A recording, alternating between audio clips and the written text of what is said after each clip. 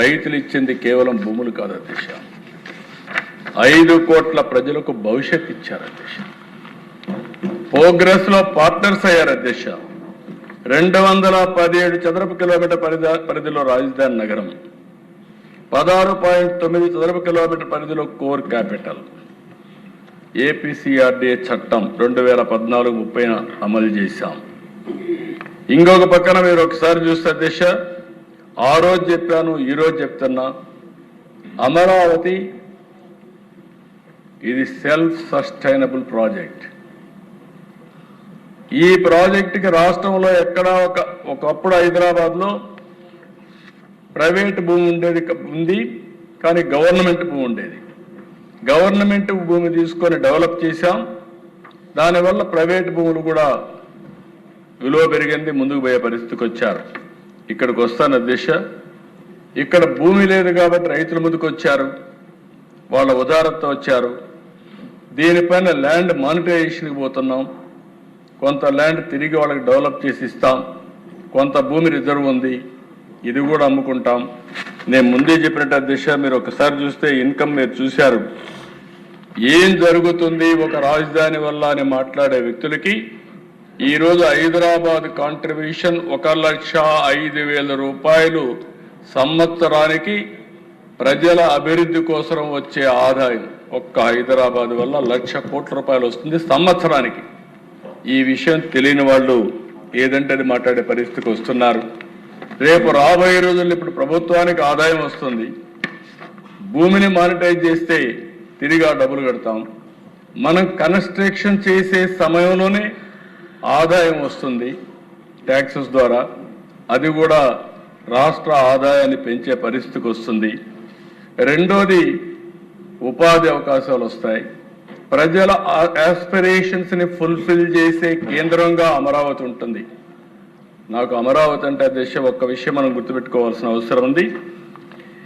ఇలాంటి అమరావతిని మనం అభివృద్ధి చేస్తా ఉంటే 2019 తెలుగు జాతి మళ్ళీ ఎన్ని ఛాలెంజెస్ ఉంటాయంటే అన్ని ఛాలెంజెస్ అధికారంలోకి వచ్చాడు.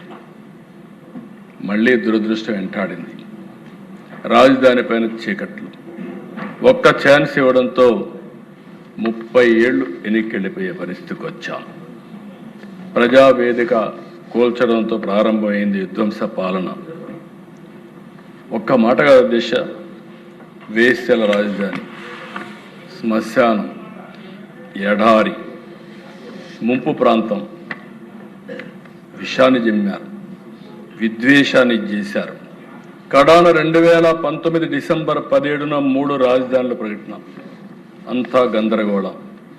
మామూలుగా దేశ మీరు ఒకసారి చూస్తే భూములు ఇచ్చిన రైతులపైన ఉక్కుపాదం, కేసులు, వేధింపులతో ఆగిన గుండెలు, చరిత్రలు నిలిచిపోయేలా 1631 రోజుల పాటు రైతుల పోరాటం, అన్ని వర్గాల మద్దతు, న్యాయస్థానం నుంచి దేవస్థానం వరకు యాత్ర, అమరావతి నుంచి అరసవల్లి పేరుతో పోరుబాట, పాదయాత్రలో రైతులు, మహిళలపై దాక్షికం, అడుగడుగున అడ్డంకులు, అడ్డుగోలుగా కేసులు, కాళ్ళతో తన్నారు, జుట్టుపట్టుకొని ఇచ్చారు, కీచక పర్వాన్ని చేశారు. వైసీపీ 3 రాజధానుల కుట్రను శాసనమండలిలో సెలెక్ట్ కమిటీకి వేస్తే టెక్నికల్ ప్రాబ్లం చూపించి గవర్నర్కి పంపించి, అంటే అక్కడ సెలెక్ట్ కమిటీలో పంపిస్తే చైర్మన్ పంపించిన దాన్ని తొక్కిపెట్టి సెక్రటరీ ద్వారా గవర్నర్కి పంపించి ఆ బిల్లు పాస్ చేస్తే హైకోర్టుకి వెళ్తే హైకోర్టు రాజధాని కాపాడే పరిస్థితికి వచ్చింది అధ్యక్ష.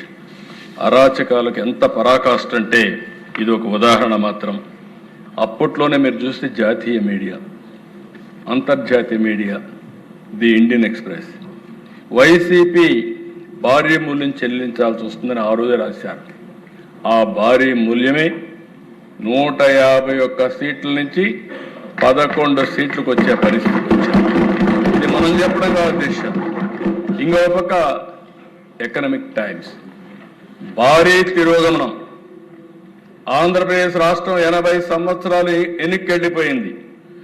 బిజినెస్ స్టాండర్డ్స్, హేతుబద్ధత లేదు 3 రాజధానులకి. ది హిందుస్థాన్ టైమ్స్ స్వార్థ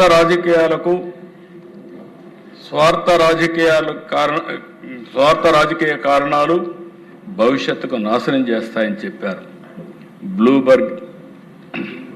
బ్లూంబర్గ్ అమెరికా నుంచి వాళ్ళు రాసినప్పుడు ఇంకా పెట్టుబడులు రావు, పెట్టుబడులు ఉండేటివి పోతాయంటే అదేవిధంగా మొత్తం పోయే పరిస్థితి వచ్చింది.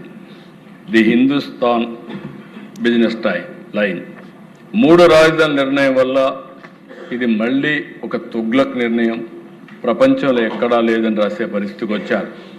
సిపిఐ, సిపిఎం, జనసేన, బీజేపీ, కడకు కాంగ్రెస్ కూడా అందరూ అమరావతిని యాక్సెప్ట్ చేశారు.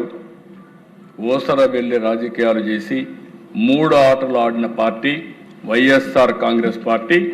ఆంధ్ర రాష్ట్రానికి ద్రోహం చేసిన పార్టీ వైఎస్ఆర్ కాంగ్రెస్ పార్టీ అని చెప్పి నేను మీకు తెలియజేస్తున్నా. అంతటితో ఆగలేదు అధ్యక్ష. 2024 పవన్ కళ్యాణ్ గారిని మనస్ఫూర్తిగా అభినందిస్తున్నా.